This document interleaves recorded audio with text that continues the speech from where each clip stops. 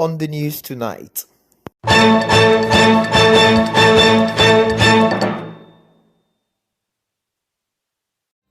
President Tinubu nominates Yemi Cardoso as CBN governor, announces deputy appointments.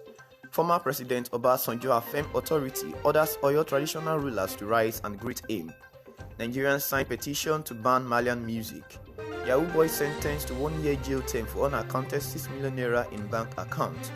Chicago State University confirms President Tinubu's graduation in 1979, dismissing allegations of fake documents. Unilag management reaches agreement on reduced school and hostel fees, student union restatement. French ambassador held hostage in Niger, Macron condemns treatment. Manchester United takes disciplinary action against Jadon Sancho following social media outburst. Now the news in full. Click on the link to listen to more details.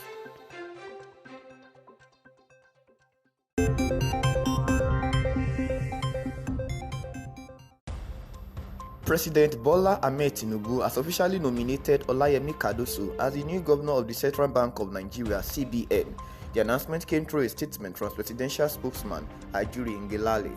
In accordance with Section 8, Subsection 1 of the Central Bank of Nigeria Act 2007, President Tinubu has exercised authority to appoint Dr. Olayemi Michael Cardoso as the CBN governor for an initial term of 5 years pending confirmation by the Nigerian Senate. Additionally, President Tinubu has appointed 4 deputy governors for the CBN as mandated by the same act.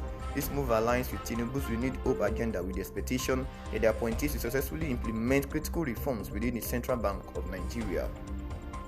Former President Olusegun Obasanjo made a powerful statement during a recent event in Oyo State, Nigeria. At the commissioning of the Oyo Iseyin Road and Ladoke Akintola University of Technology's Iseyin campus, Obasanjo commanded traditional rulers to stand and greet him. Stressing the importance of respecting elders and those in positions of power, Obasanjo highlighted the significance of preserving Yoruba culture and values. This event sheds light on the intricate dynamics between elected officials and traditional rulers in Nigeria, emphasizing the need to uphold cultural heritage and traditions.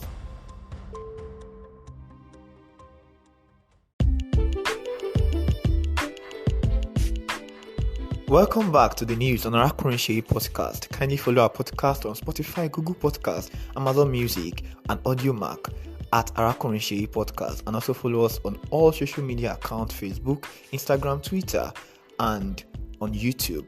Thank you.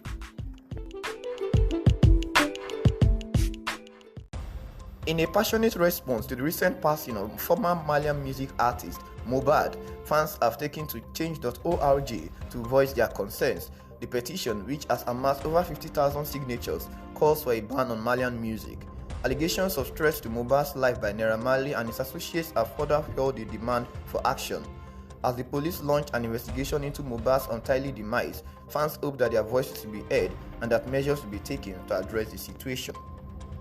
Uko Michael Ode, a suspected internet fraudster, has been convicted and sentenced to 1 year imprisonment by Justice O.A. Igwatu of the Federal High Court in Maitama, Abuja. The Makurdi Zonal Command of the Economic and Financial Crimes Commission (EFCC) brought 1 count charge of fraud against him. The arrest of Ode came after the EFCC received an intelligence report on suspicious activities of internet fraudsters in Makurdi. He was apprehended in a sting operation. According to the charge, Ode failed to account for the source of 6 million naira in his FCMB account, which is believed to be proceeds of unlawful activities such as fraud and money laundering. He pleaded guilty to the charge. As a result, Justice Ibatu computed and sentenced Ode to 1 year imprisonment with the option of paying a fine of 300,000 naira.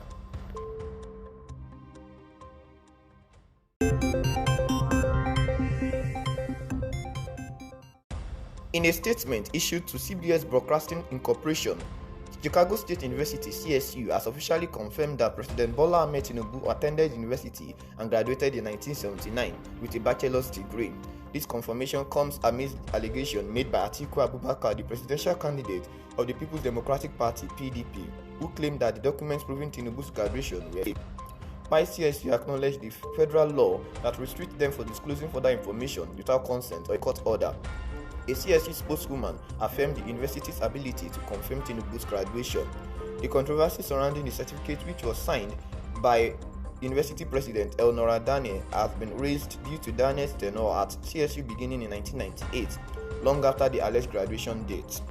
CSU emphasized their commitment to upholding the privacy of student records, citing the Family Educational Rights and Privacy Act (FEPRA) as the governing federal law.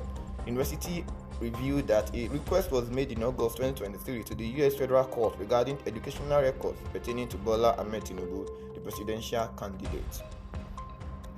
In an encouraging turn of events, University of Lagos UNILAG management has made significant headway in resolving the ongoing dispute with students regarding the recent increase in school and hostel fees. After engaging in discussions with the National Association of Nigerian Students (NANS) and university faculty presidents, the management has shown flexibility by agreeing to reconsider the charges. The student leaders have expressed their desire for a rollback of the fee hike and the restoration of the student union. In response to their demands, university authorities have not only consented to an immediate reduction in school and accommodation fees, but have also committed to initiating the process of reintroducing the student union back to campus. Still to come on our Unaccounted podcast is the Global News. Kindly stay tuned. Welcome to Global News Update on our Unaccounted podcast.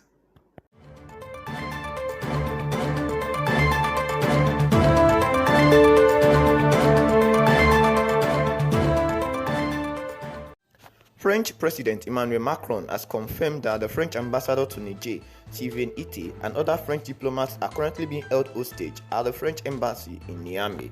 Macron expressed concern over the situation, stating that food deliveries to the embassy have been prevented, forcing the ambassador to rely on military rations. The military junta, which took control of Niger in July, ordered Ité to leave the country and even revoke his visa.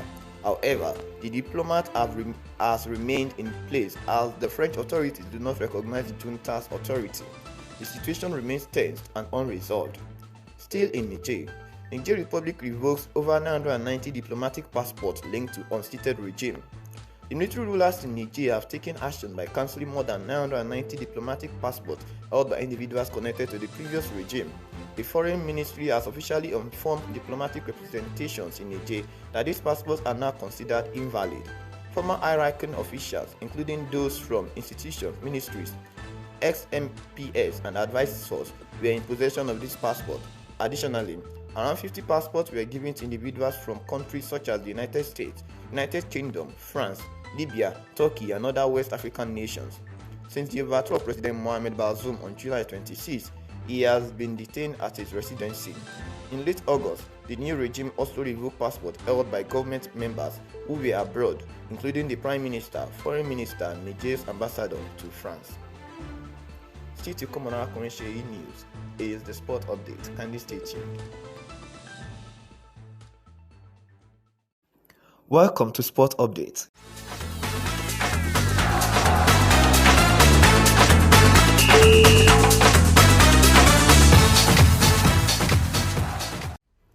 In a recent development, Manchester United has taken disciplinary action against Jadon Sancho, who is now training away from the first team.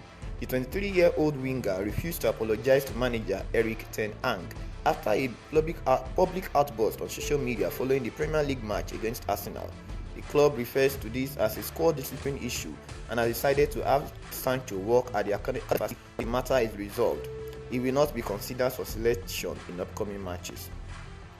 Emmanuel Dennis set for loan move to Istanbul Basaksehir from Nottingham Forest. In an exciting development, Emmanuel Dennis is on the verge of joining Istanbul Basaksehir on loan from Nottingham Forest. According to transfer expert Fabrizio Romano, the Nigerian striker is en route to Turkey to complete the deal. Prior to signing his contract, Dennis will undergo medical examinations at Istanbul Basaksehir. Despite interest from Adana Demirspor, the player opted for Basaksehir. Having yet to make an appearance for Nottingham Forest this season, Dennis aims to reignite his career with this move. The versatile 25-year-old, who scored twice in 16 Premier League appearances for Watford last season, will now have the opportunity to make an impact in the Turkish Super League. And as a wrap on the news, thank you for listening.